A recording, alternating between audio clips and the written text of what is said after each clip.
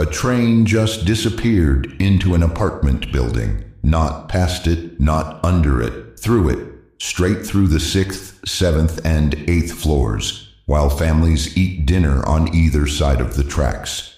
And that's not even the strangest thing about this city. What if I told you there's a city where your GPS tells you you've arrived at your destination, but you're on the wrong floor of the wrong road, where highways are stacked 8 levels high like a concrete sandwich, where a subway station sits on the 50th floor of a skyscraper, and where a 300-meter-long building floats in the sky, held up by 4 towers like a spaceship that decided to land and never leave.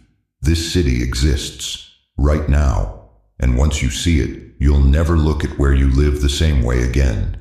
This is Chongqing, and it doesn't play by any rules, you know. The train through the building.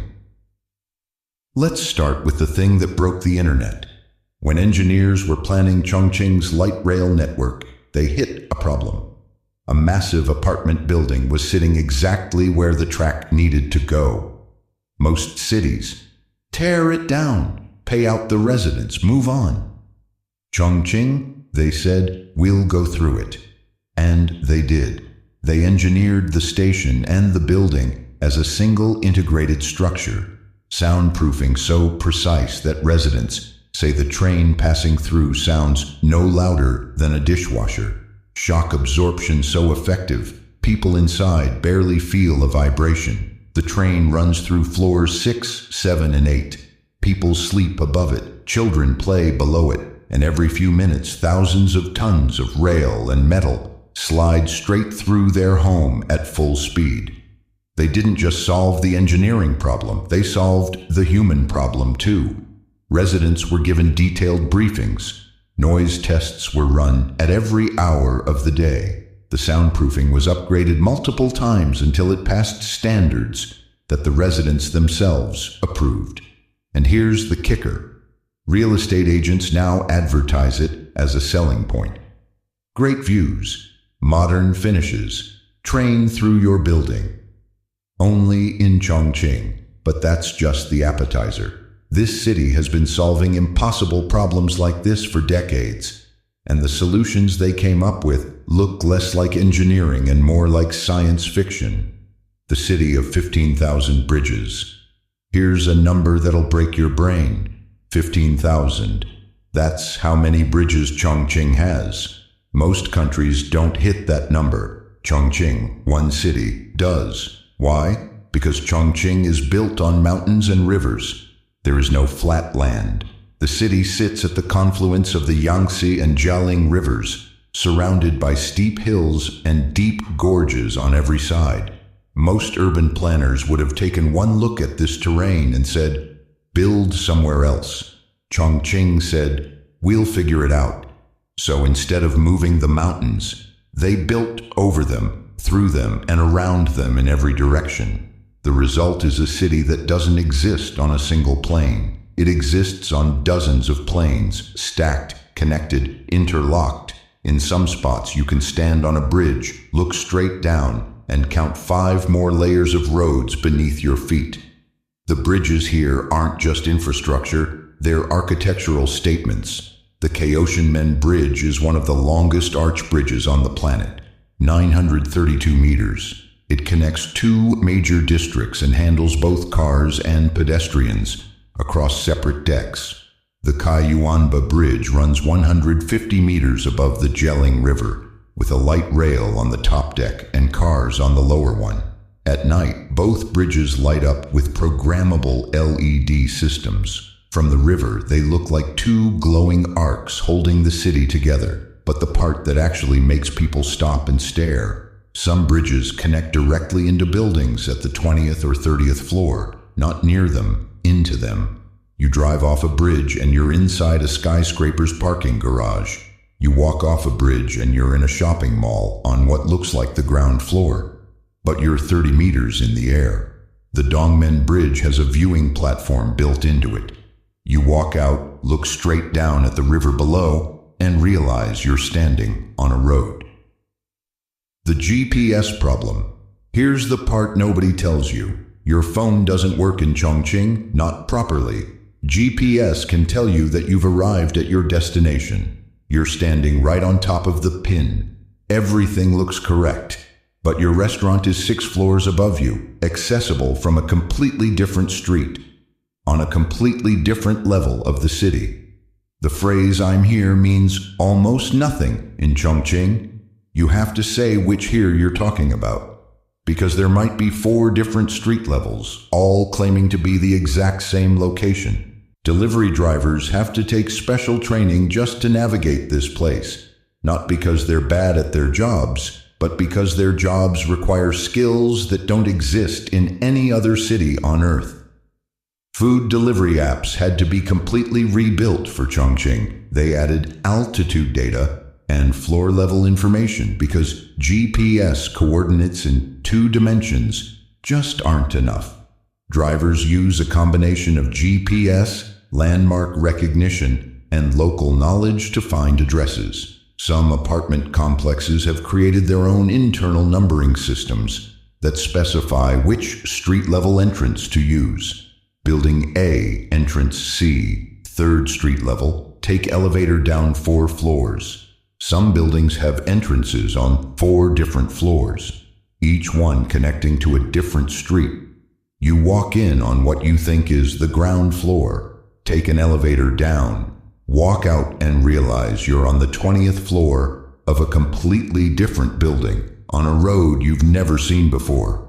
Tourists regularly get lost in ways that have never happened to them before, not because the city is poorly designed, but because their brains are running software built for flat cities, and Chongqing is a 3-dimensional operating system, the cyberpunk cliff city. At night, something changes in Chongqing. The city that's already hard to process during the day becomes something else entirely after dark. Every bridge, every tower, every road lights up with millions of LEDs. The Yangtze River reflects it all, turning the water into a mirror of neon and gold. And at the center of all of it, the Hongyadong complex. 11 stories of restaurants, tea houses, galleries, and shops, clinging to the side of a cliff like it's defying gravity. The architecture is based on a traditional Chongqing style called Diaojiaolu, stilted houses built into cliffsides, but they supercharged it, scaled it up, made it impossible. You enter at the top. Wind your way down through wooden bridges, narrow staircases, and lantern-lit corridors. Floor after floor of the city unfolds around you. The sounds change, quieter up top, louder as you descend toward the river. When you finally walk out at the bottom and look up, you realize the building you just walked through is towering 11 stories above you. You descended through it the entire time without realizing how far you'd gone. The photos people take here at night have made it one of the most photographed locations in China. The gold light reflecting off the river, the cascading layers of the building, the boats moving on the water far below. It looks exactly like the cities in Blade Runner or Cyberpunk 2077. Except this one is real, and real people wake up here every morning. The light shows that run along the riverfront every night are coordinated across dozens of buildings simultaneously. Programmable LED panels on skyscrapers synchronize to create animations that flow from one tower to the next. Sometimes traditional Chinese art, sometimes abstract patterns, sometimes drone swarms that fill the sky with moving formations. Thousands of tourists line the riverside every evening, not for a concert, not for a festival, just to watch the city turn on. The spaceship building. Then there's Raffles City, 8 skyscrapers rising out of the mountain terrain, and sitting on top of 4 of them, a 300-meter-long horizontal building called The Crystal, floating 250 meters in the air. Swimming pools, gardens, observation decks, restaurants, all of it suspended in the sky between 4 towers like a bridge that forgot what it was supposed to be connecting. From certain angles, it genuinely looks like a spaceship landed on top of the towers and decided to stay. The glass exterior catches light differently at every hour of the day. Silver in the morning, gold at sunset, white under the night LEDs. There's a transparent glass floor walkway where you look straight down at the city, 250 meters below your feet. Not through a window, through the floor you're standing on. The infinity pool on the observation deck creates photos that shouldn't look real. You're floating in water with nothing around you but sky, clouds, and the tops of other skyscrapers. The engineering behind it took years to solve. The crystal weighs thousands of tons. It's not resting on the towers. It's connected to them through a system of massive steel supports that transfer the load across all four structures simultaneously. The connection points had to be designed from scratch. Nothing like this existed before this building needed it to exist. That's the pattern with Chongqing. The city keeps creating engineering problems that force new engineering solutions. And those solutions end up changing what's possible for cities everywhere else. The traffic that works. And then there's the traffic situation, which looks completely insane and somehow isn't.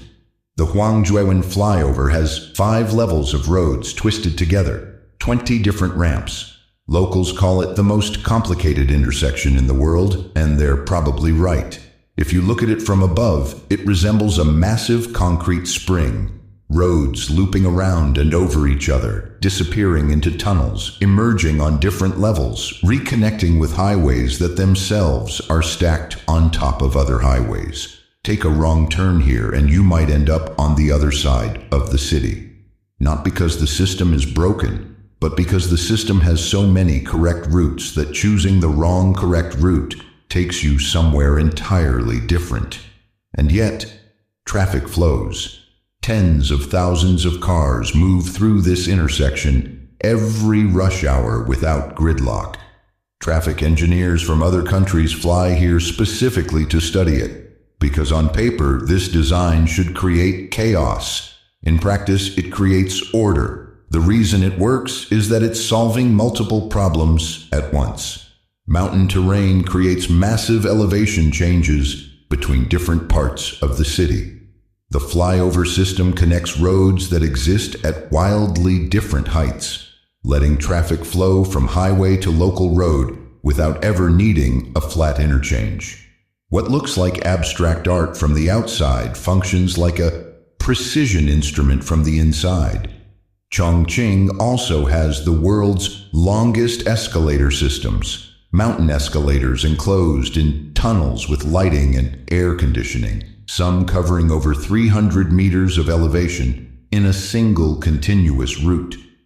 For decades, getting between the riverside and the hilltop neighborhoods meant climbing hundreds of stairs. Now it means standing still for a few minutes while the city does the work for you. Here's what Chongqing actually is, underneath all the engineering and architecture and light shows. It's proof that the rules most cities follow, build flat, build simple, build outward, are not laws of nature. They're just habits, defaults, the way things have always been done because nobody stopped to ask if they had to be. Chongqing ran out of flat land, so it stopped thinking in 2 dimensions. It faced mountains and built through them. It faced rivers and built over them at heights that seem impossible. It faced an apartment building in the path of a train and built the train through the apartment building. Every constraint became a design brief. Every problem became a solution. The city is home to over 30 million people across its full administrative area, with around 9 million in the urban core. Managing that many people across that kind of terrain forced innovations that didn't exist anywhere before, and those innovations are now being studied and adapted by cities around the world. Chongqing isn't just ahead of its time, it's operating in a different dimension entirely, one where up, down, and sideways are all equally valid directions to build a city. Drop your answer in the comments. I read every single one. And if this video made you see cities differently, subscribe, because we're going deeper into the mega projects reshaping the world, and what's coming next makes this look like a warm-up.